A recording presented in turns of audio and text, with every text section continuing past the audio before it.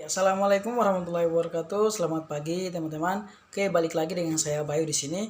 Nah, teman-teman, di video kali ini menyangkut dengan ujian tengah semester saya di mata kuliah Bahasa Indonesia. Nah, di sini ada beberapa soal yang diberikan dari dosennya.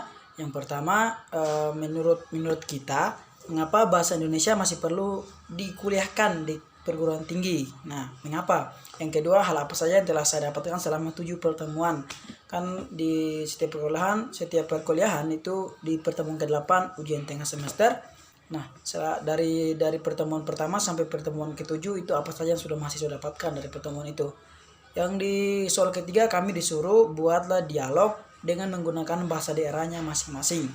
Oke, langsung saja di soal yang pertama, menurut kita kenapa bahasa Indonesia masih perlu dikuliahkan atau masih diajarkan di perguruan tinggi. Nah, menurut saya bahasa Indonesia adalah bahasa resmi dan bahasa nasional negara Indonesia yang wajib digunakan sebagai bahasa pengantar dalam pendidikan nasional. Nah, jadi bahasa Indonesia wajib digunakan sebagai bahasa pengantar dalam pendidikan nasional dan juga bahasa resmi di dalam pengembangan kebudayaan dan pemanfaatan ilmu pengetahuan serta teknologi.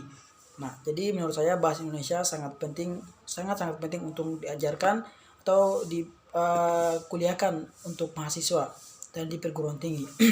Nah, di kedua, hal apa saja yang telah kami dapatkan selama 7 pertemuan? Oke, di sini tentunya ada banyak setelah kami mengikuti bahasa Indonesia. Terima kasih kepada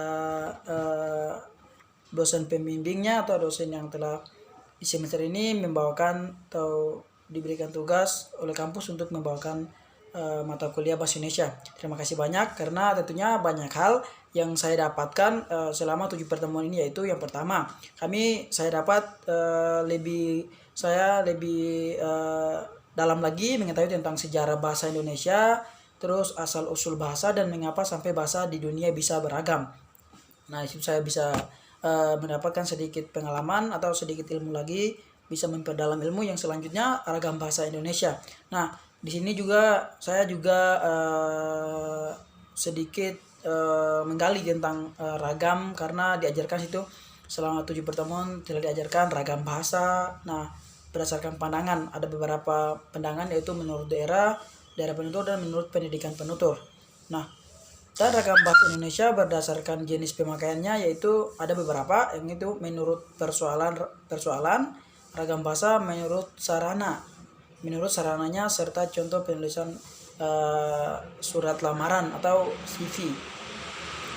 Kami sudah ajarkan dan itu juga sudah menambah wawasan kami di bagian-bagian itu. Nah, yang selanjutnya yang saya dapatkan juga yang lebih saya tampung di sini yaitu literasi. Nah, di sini kami diajarkan literasi digital, manfaat dari literasi digital dan jenis-jenis literasi digital. Nah, serta PUEB atau pedoman umum ejaan bahasa Indonesia yang